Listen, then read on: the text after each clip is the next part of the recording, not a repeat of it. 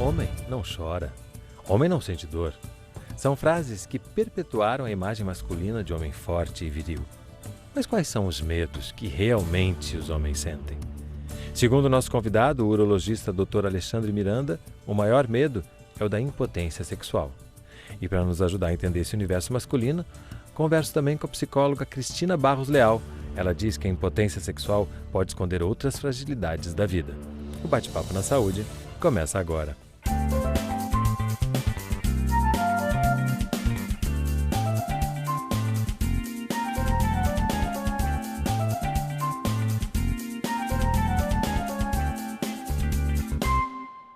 Olá, o bate-papo de hoje vai falar sobre a saúde sexual do homem. Eu continuo comandando o programa enquanto o Paulo Belardi está de licença paternidade, que tem tudo a ver com o que a gente vai falar aqui. No primeiro bloco a gente vai conversar com o Alexandre Miranda, que é médico urologista. Alexandre, seja bem-vindo. Tudo bem, muito obrigado pelo convite. Queria começar perguntando para você do que você acha que o homem tem mais medo? Olha, dentre os medos masculinos, eu acho que o mais comum é o medo de perder a sua ereção. E isso, inclusive, é confirmado pela pesquisa, uma pesquisa que a Sociedade Brasileira de Urologia fez, que esse medo de ficar impotente, inclusive, é maior que o medo de perder o emprego, que o medo de ser assaltado. Por quê? O que você acha que está por trás desse medo que ronda os homens em geral, que está ligado a perder a potência? Está ligado a medo de ser frágil? Também o medo de ser frágil, o medo de perder a sua virilidade, porque o homem preza muito pela virilidade. Mas eu acho que dentro da nossa sociedade a importância dada ao próprio ato sexual é muito grande. E ninguém quer perder aquilo, é uma fonte de prazer para ele também. E ele se sente menos capaz frente à esposa, frente à parceira, quando ele não consegue proporcionar aquilo a ela. Ele se sente inferior, fragilizado, e nenhum homem gosta de se sentir fragilizado. E acaba virando uma tortura, né? Sim. Porque quando você falha, digamos, o famoso broxar, né, que é uma palavra que a gente pode usar porque é uma palavra comumente usada, né? Acaba virando uma bola de neve, né? Porque se acontece uma vez, você tem medo que aconteça de novo. Isso causa depressão no paciente, isso causa um estresse no casal, e muitos desses pacientes acabam em psicoterapia e temos até relatos de depressões graves e suicídios. E procurar ajuda, né? Porque isso pode acontecer com qualquer um? Isso pode acontecer com qualquer um. Se você olhar hoje, dentro da nossa população masculina mundial, alguns trabalhos mostram que 16% da população masculina no total tem disfunção erétil. Quando você pega pacientes a 40 anos de idade, 50, isso vai ficar em torno de 15%. E quando você passa para a população masculina entre 60 e 70 anos de idade, isso já vai para 30%. É uma coisa engraçada que às vezes chegam mulheres até perguntando assim, mas vem cá, doutor, um homem acima de 70 anos tem relação sexual? Tem. 2/3 dos homens acima de 70 anos vão ter vida sexual ativa. E nós esquecemos disso. A gente esquece de perguntar para esse paciente como anda a sua vida sexual. É importante. O profissional de saúde também tem que atuar em cima desse ponto. Mas se à medida que a gente vai ficando mais velho, esse percentual vai aumentando, tem um fator biológico importante? Sim, o principal fator de risco para a disfunção sexual erétil, que é essa perda da ereção, é a idade. Um marco para o homem são os 50 anos. Depois dos 50 anos de idade, biologicamente, as coisas vão se modificando para o homem. E aí está na hora de sempre fazer uma revisão urologista. É interessante, né? Porque a gente está se aproximando de um termo que pouco se fala, mas que é importante se falar, que é a andropausa, né? Que ronda essa idade aí também?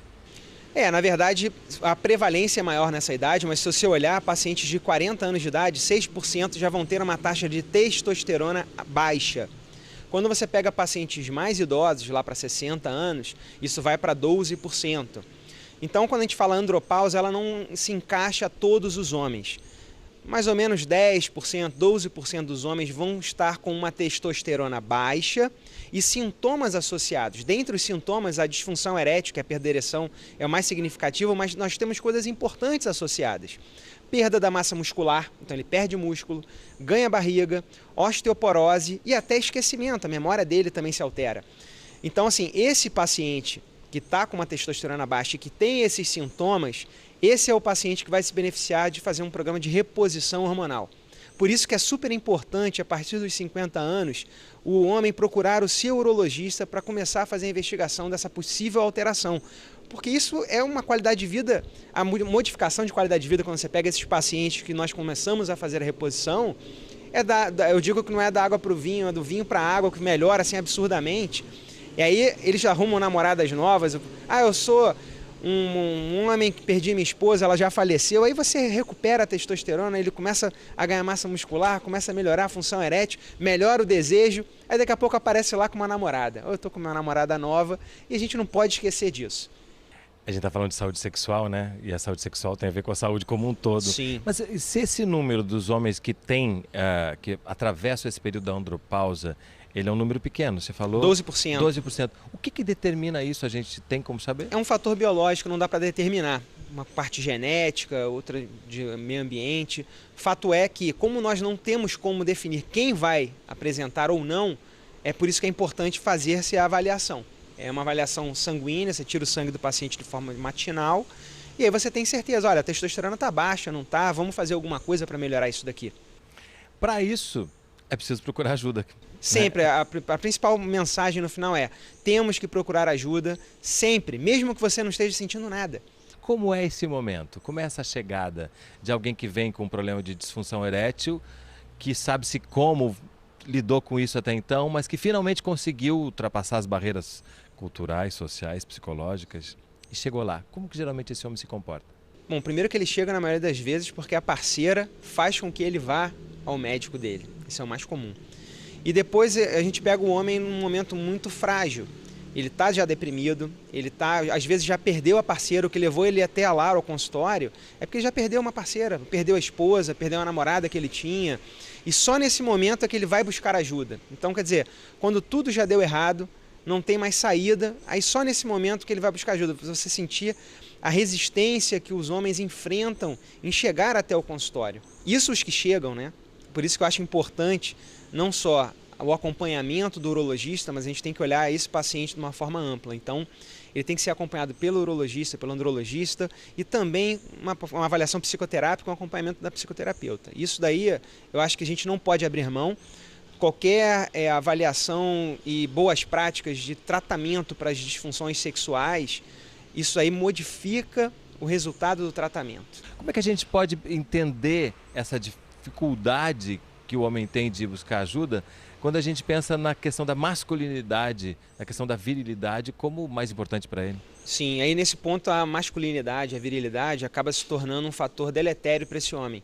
Porque por conta da existência dessa cultura da masculinidade, da virilidade, da força masculina, ele tende a não reconhecer a sua fragilidade biológica, porque ele é um ser biológico, ele não é um homem de aço, né, como todos acham que são, e isso faz com que ele se afaste da busca da ajuda e do tratamento. Então, a cultura do homem de aço, que eu brinco, é extremamente deletéria e causa um malefício muito grande para a nossa população masculina. E são os mitos, né? O homem nunca falha, o homem está sempre pronto. Imagina, um homem chegou, trabalhou o dia inteiro, um monte de estresse, não se alimentou, como é que esse homem vai funcionar? Ele não é uma máquina, ele é um ser biológico.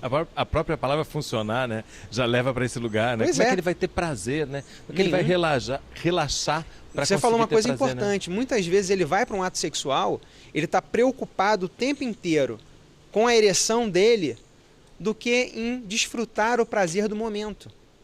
Olha que loucura. Ele não desfruta o prazer daquele momento, ele está todo o tempo preocupado com a ereção dele. Não é só um fator psicológico, nós temos o fator psicológico gerando a disfunção erétil psicogênica, geralmente 25%, mas a metade ou mais desses homens vão ter uma alteração biológica. É uma alteração real e que tem tratamento na maioria das vezes. Assim, sempre tem um tratamento. Nós vamos de um tratamento menos invasivo a um tratamento mais invasivo, que a gente pode chegar até para curar a disfunção erétil dele, é inserir uma prótese peniana, que é uma cirurgia. Mas o que eu falo é o seguinte, não existe disfunção erétil que você não tenha uma alternativa. Então tem que procurar. Quando você fala alteração biológica, você está falando de quê especialmente? Principalmente alteração vascular. Porque o pênis é uma ereção. O que é aquela ereção? É para você entender um pouco, eu tenho muito mais sangue entrando dentro daquele envelope fechado do que saindo. Então, se você imaginar um envelope onde entra líquido e não sai, ele distende, isso é a ereção do homem. E se acontecer um problema de que você não consegue ter sangue suficiente entrando? Há uma desregulação entre a quantidade de sangue que entra e que sai. Isso gera disfunção erétil e é o mais comum no homem. Então as doenças arteriais, você tem que lembrar que a artéria do pênis tem 1 a 2 milímetros, é muito pequenininha. E aí vem um dado importante, a artéria da coronária é um pouco mais calibrosa que a do pênis. Geralmente quando você pega o homem que começou com uma disfunção erétil mais significativa, e a gente já liga o alerta vermelho, porque ele tem 50 vezes mais chance de infartar ou de ter um acidente vascular encefálico do que o homem que não tem. Por quê? Porque se a artéria lá de baixo entupiu, que tem 2 milímetros, é menorzinha, a outra que tem 4 ou 5 milímetros, daqui a pouco está entupindo, que é a coronária do coração. Então, muitas vezes, a disfunção erétil pode ser um bom aviso, um bom sinal de que é um ótimo sinal cuidado. de que, olha, alguma coisa não está muito legal aí. Vamos ter que investigar. E aí, investigar é se às vezes a ser frágil. Sim, eu já tive pacientes que chegaram lá, qual é a queixa dele? Ah, a minha ereção não está legal. Quando nós começamos a fazer a avaliação, no final, olha, ele acabou tendo que fazer um stent coronariano. Ele tinha uma doença cardíaca grave. Isso por conta da disfunção erétil, por isso que eu digo que às vezes é uma janela desse homem entrar e ser tratado de forma adequada. Olha a importância disso. A gente às vezes banaliza a sexualidade, mas eu acho que ela tem uma importância tanto biológica para marcador de doença. E também a gente não pode esquecer que o ser humano precisa estar assim, plenamente biopsicossocial funcionante. É porque você falou, a gente banaliza muitas vezes, porque isso tudo é muito motivo de piada. Vira chacota. De chacota. E não é. Você não, muitas vezes também o homem não fala com ninguém porque, né, vai virar o broxa, vai virar Sim. Né, e aí vem toda uma série de palavras e você que servem sabe pra desqualificar, que isso né? que você está falando, às vezes é importante. Eu pego às vezes adolescentes ou adultos jovens que têm umas alterações de tortuosidades penianas. E tem uma coisa, uma entidade chamada pênis torto congênito. Ele nasce, quando chega na adolescência, o pênis entorta. Ele fica com tanta vergonha de chacota dos amigos que ele não conta pra ninguém aquilo e vive com aquele problema pra si. Aí não arruma namorada, não sai daquela bolha. E olha que problema psicológico imenso esse rapaz vai apresentar. Esse debate tem que acontecer dentro da sociedade, de uma forma mais aberta. Isso é muito importante para eliminar um pouco essas amarras, esses bloqueios até psicológicos que acabam sendo gerados, para que o tratamento efetivo que existe possa ser feito. Alexandre, brigadíssimo pela presença. Prazer. A gente continua o assunto no próximo bloco com Cristina Barros Leal, que é psicóloga e terapeuta sexual. Vamos ver também o que acontece quando os homens vão ao psicólogo para falar sobre esses problemas. Não sai daí, a gente volta já.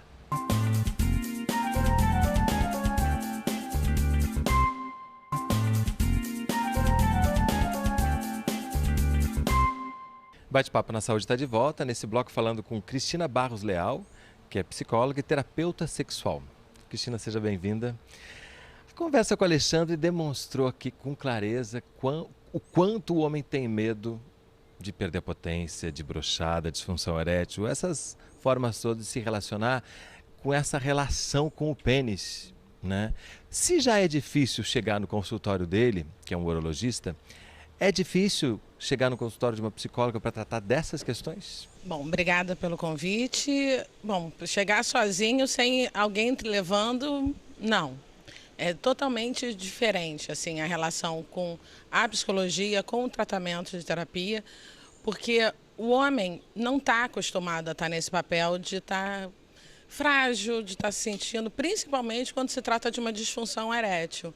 Eu não gosto desses outros termos para mim são abomináveis. Falar que a pessoa broxou, isso tudo já traz um conceito negativo, né? Principalmente impotência a impotência também. Porque o homem associa direto a impotência com a impotência na vida. E aí, muitos casos de homens que estão com uma disfunção erétil, eles começam a ter problema em outras áreas, principalmente no trabalho, eles se sentem impotentes no trabalho, na família, e aí eles começa tudo a desmoronar em volta. Então aí fica complicado e aí piora, agrava o problema. E eles têm uma dificuldade de procurar médicos. A mulher já é diferente, porque a mulher costuma, desde quando começa a primeira menstruação, ela já vai ao ginecologista. Então para ela aquilo é saúde. Ela nem sabe o que está acontecendo, mas ela vai todo ano. O homem não vai, o homem só vai quando tem algum problema. E aí, mesmo assim, quando esse problema começa a ficar grave, né? Quando começam a reclamar, né? Assim, se ele perde a ereção uma vez, ele se incomoda muito, mas ele vai arranjar desculpa. Estava bêbado, estava muito cansado, estava sem saco, tive um estresse no trabalho, ele vai procurar uma desculpa. Se ele não ligar muito, se ele tiver, eu gosto de chamar assim, uma confiança sexual, uma autoestima sexual muito legal, ele vai olhar e falar assim, ok, aconteceu, acontece com todo mundo. Se ele não tiver isso, se ele tiver uma baixa autoestima sexual, o que ele vai fazer? Ele vai olhar e falar assim, o que está acontecendo comigo? Eu sou um errado, eu estou péssimo, não sirvo mais para nada. Com uma. E todos os homens, pelo menos uma vez na vida, vão ter um evento desse, seja como for. Portanto, é preciso a gente entender como natural esse evento. Muito evento. Natural. Gente, para ter ereção, ele precisa estar querendo. De alguma forma, está querendo. Porque até quando ele toma um remédio, é porque ele está em algum canto desejando ter uma relação sexual, ter essa penetração. E aí, quando ele consegue fazer isso, já é um grande avanço. Tem que ter um estímulo, porque também não adianta a parceira ou o parceiro não estar na mesma sintonia, eu quero e você não quer, não é uma relação unilateral. Existe uma relação unilateral, é outra coisa, uma relação sexual saudável é quando os dois estão dentro daquela relação. É quando as duas pessoas estão no desejo e na vontade daquele ato acontecer. E aí ele precisa da parceria, por isso que se chama parceira, para jogar junto. Mas de uma certa forma, esse, vou chamar de machismo, que acaba tendo tantos desdobramentos na nossa cultura a ponto do homem associar a potência do membro com a potência na vida, também não está um pouco nas mulheres de uma certa cobrança de que essa potência aconteça, de que esse pênis esteja sempre ereto? E Adorei. Isso acabe sendo também uma forma do homem ficar mais... Não, adorei a tua pergunta. Eu acho que, para mim, é uma das coisas mais legais que tem. Porque como é a parceria, grande parte do problema dessa perda de ereção, já que a gente está falando nesse assunto, dentro desse problema da sexualidade masculina, a potencialização desse problema se dá com a reação da parceria. Se a mulher que está com ele olha para ele e descasca em cima dele, porque pode ser que ela vire para ela também, falar, eu não estou gostosa o suficiente, eu não estou bonita o suficiente, você não me deseja mais. Se ela levar para ela, é menos mal para o homem, que aí a mulher vai ter que se tratar. Mas se ela joga para ele, com quem que você está lá fora? Você está fazendo isso lá fora? O que você andou fazendo aí? Por que você não está? O que está acontecendo com você? Você é ruim, você é péssimo, você... E aí vem aquelas palavras todas que você não gosta. Que eu não posso falar, porque não é legal, porque eu não quero associar, porque não tem nada a ver. É simplesmente uma perda de ereção, só. Não pode se potencializar. E o fato de associar, né, que a gente fechou o bloco inteiro falando, né, de como todos esses assuntos que são super sérios e que poderiam ser conversados numa boa, eles acabam sendo alvo de piada, de chacota, que só faz com que os problemas piorem, sejam eles quais forem, né? Pois é, porque quando ele entende que é só uma perda de ereção, que é só ele ir, até para tirar a neura dele. Se ele vai consultar um urologista e o urologista fala assim, olha, tá tudo ok? Vamos fazer um exame, tá tudo ok?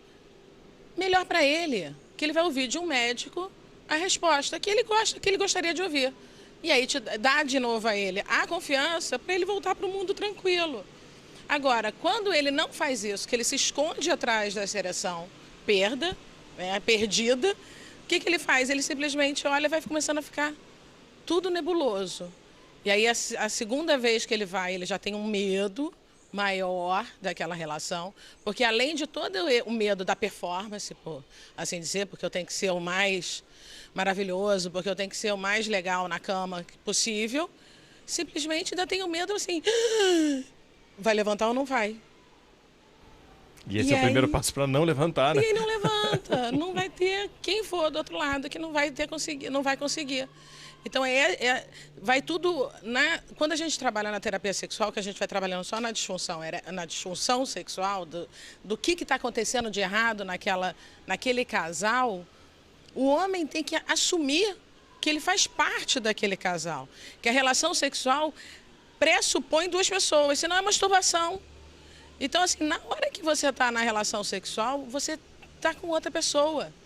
Então ele tem que assumir que está ali para ele poder cuidar dele. Então, vamos supor, esse homem ou esse casal que já está em terapia, que entendeu a importância, já passou lá pelo Alexandre, chegou até você, entendeu que existem outras coisas a serem vistas para que esses problemas sejam sanados, tratados. Como é que isso começa a evoluir? Como é que esse homem começa a responder para você à medida que ele vai percebendo que um ato sexual é a dois ou mais, né? E que cada um, né? Mas pelo menos dois, né? E que ele não precisa ser o forte sempre, que ele pode falhar de vez em quando e que isso tudo pode ser natural? Falando da terapia propriamente dita, o processo de terapia sexual, ela começa com o jogo. A gente, assim, se o medo é a penetração, se o medo é a ereção, né? Vamos trabalhar nessa. A gente começa a tirar essa ansiedade.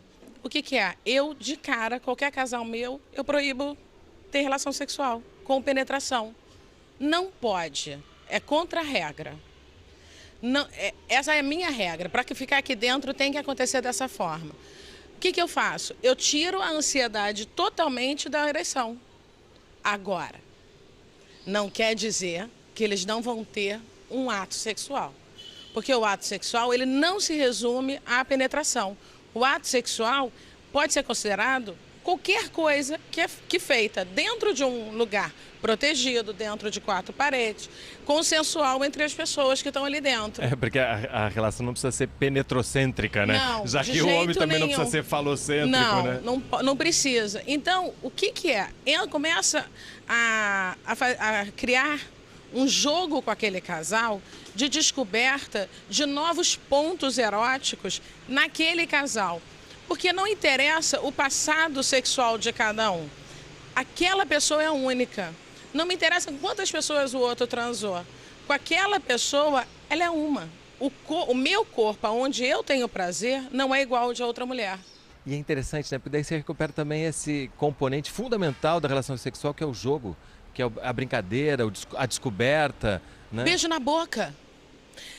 A maioria dos meus casais, que eu chamo de meus casais, que estão comigo dentro de consultório, a primeira pergunta: há quanto tempo vocês não dão aquele beijo babado de língua, apaixonado, sem compromisso? Aí fica aquele silêncio, os dois se olham. Aí assim, ó, doutora, só quando a gente vai transar. Pois é, querido, mas não tem nada a ver com isso. Beijo na boca pode ser dado em qualquer parte do mundo.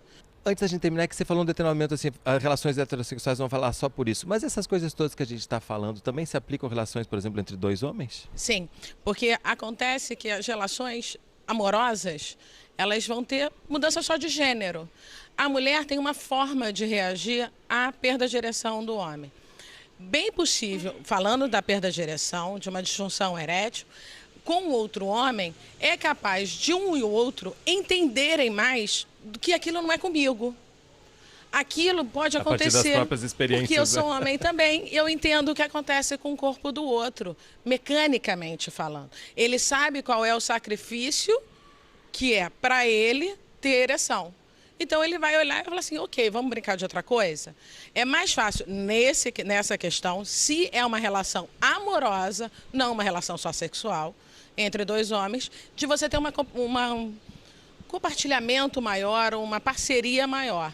Se a mulher, com a mulher já é uma outra coisa, porque você vai para outro gênero. Eu não sei, eu trabalho com isso já há 10 anos, há 13 anos, e eu simplesmente, eu não posso falar para um homem que eu entendo o que acontece com o teu corpo. Eu posso compreender, mas entender eu não posso nunca. Porque é eu uma não tenho experiência pênis. do corpo, né? Eu não tenho. Eu não sei qual é a sensação de ter um pênis levantando.